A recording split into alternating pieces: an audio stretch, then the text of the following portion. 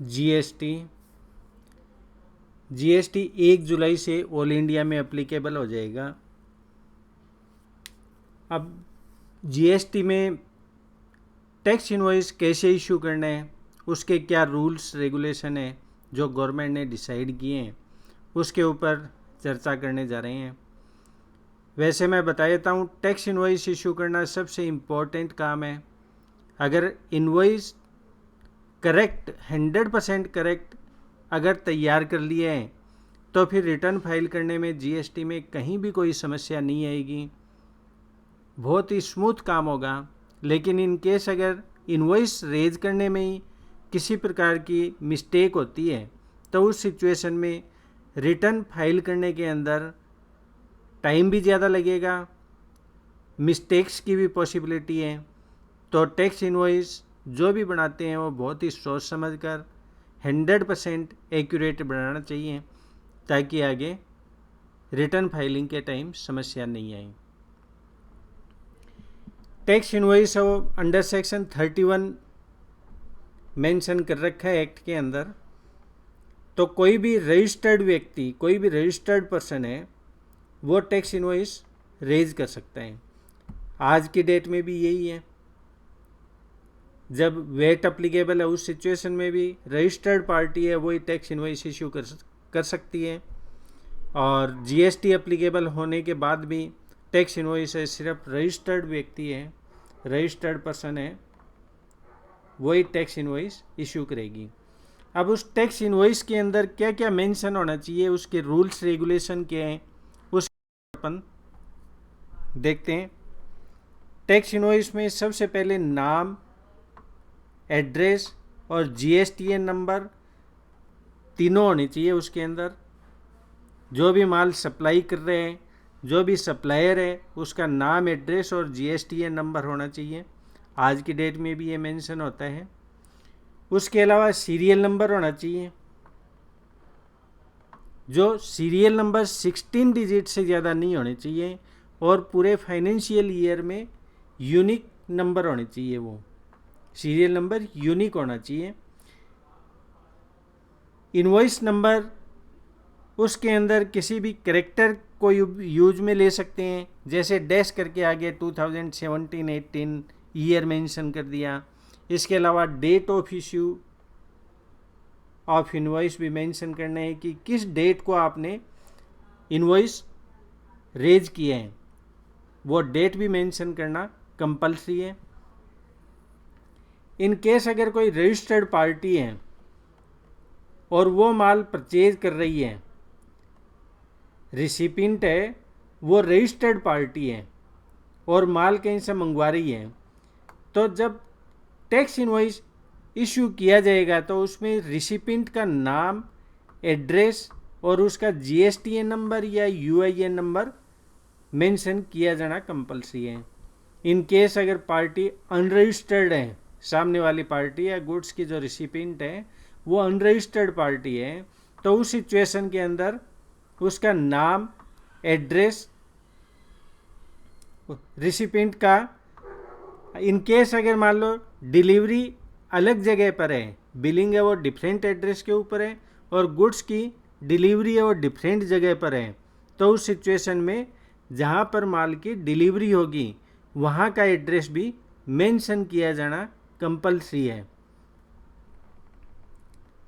जिस स्टेट में माल जाएगा उस स्टेट का नाम, उसका code number, where the, in case अगर मान लो 50,000 से ज़्यादा अगर कोई माल सप्लाई कर रहा है, तो यानी अगर नॉट रजिस्टर्ड पार्टी है, अनरजिस्टर्ड पार्टी है रिसिपिएंट, उसको माल सप्लाई करना है और वो मोर देन 50,000 अगर बिल रेज कर रहे हैं उसके लिए, तो उस सिचुएशन में उसका नाम, एड्रेस, कौन से स्टेट में है, डिलीवरी का एड्रेस की कहाँ पर उसकी गुड्स की डिलीवरी होनी है, कौन से स्टेट में, उसका कोड क्या है, टैक्सेबल अमाउंट क्या है, ये कंप्लीट डिटेल उसके अंदर मेंशन करना कंपलसरी है in case of unregistered party और इनवॉइस अमाउंट इज 50,000 और मोर देन 50,000।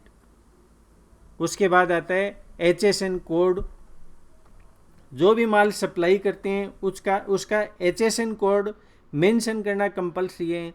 HSN कोड बहुत ही ध्यान से मेंशन करने की आवश्यकता है, अच्छी तरह चेक करके, क्योंकि HSN कोड के ऊपर ही टैक्स का रेट, GST का रेट है वो डिसाइड होगा। तो HSN में किसी भी प्रकार का अगर कन्फ्यूजन है तो किसी GST कंसल्टेंट से कंसल्ट करके उसके बाद ही उसमें मेंशन करना चाहिए। इसके अलावा सर्विसेज अगर सप्लाई है तो उसमें अकाउंटिंग कोड क्या है सर्विसेज का वो मेंशन करना होता है। इसके अलावा डिस्क्रिप्शन ऑफ सर्विसेज और गुड्स वो आज भी मेंशन करते हैं। गुड्स उसका डिस्क्रिप्शन और सर्विस का डिस्क्रिप्शन है वो। इनकेस अगर गुड्स सप्लाई कर रहे हैं तो उसकी क्वांटिटी कितनी है, क्वांटिटेटिव डिटेल, यूनिट प्राइस या कोई उसका यूनिक कोड है तो वो उसके अंदर मेंशन करना कंपलसरी है। जो गुड्स या सर्विसेज हैं उसका टोटल टैक्सेबल अमाउंट कितना है, टोटल वैल्यू कितनी है जो गुड्स सप्लाई कर रहे हैं। इसमें एक इम्पॉर्टेंट बात ये है कि आज की डेट में जब DVAT अप्लीकेबल है उस सिचुएशन में इनकेस अगर सेल ऑफ गुड्स हैं तो एक डिफरेंट इनवॉइस इशू करते हैं, और सेल ऑफ सर्विसेज हैं तो उसके लिए डिफरेंट इनवॉइस रेज करते हैं।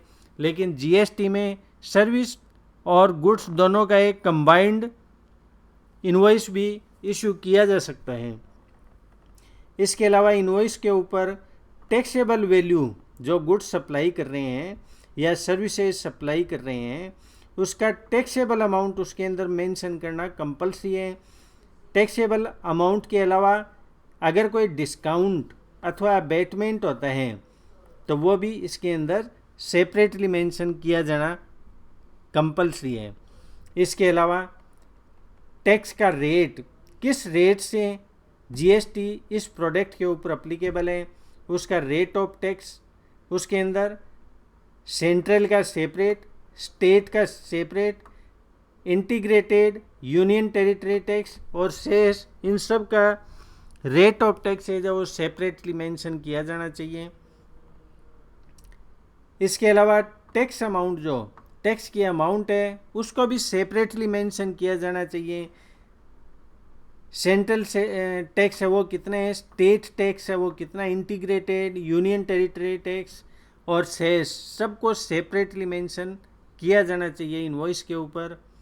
इसके अलावा place of supply, in case अगर इंटर स्टेट गुड्स हैं उसके लिए इनवॉइस रेज किया जा रहा है तो उसमें किस स्टेट के अंदर किस पार्टी को इनवॉइस रेज कर रहे हैं, और इन केस अगर गुड्स की सप्लाई है वो डिफरेंट एड्रेस के ऊपर है तो जहाँ पर माल की डिलीवरी, गुड्स की डिलीवरी होनी है वहाँ का एड्रेस भी मेंशन किया जाना चाहिए।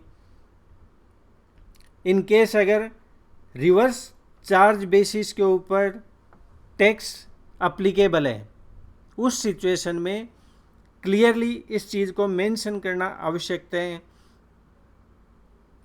क्योंकि रिवर्स चार्ज बेसिस पे अगर टैक्स इनवॉइस इशू करते हैं तो जो पर्सन इनवॉइस इशू करेगा उसी की लायबिलिटी आएगी GST का पेमेंट करने की।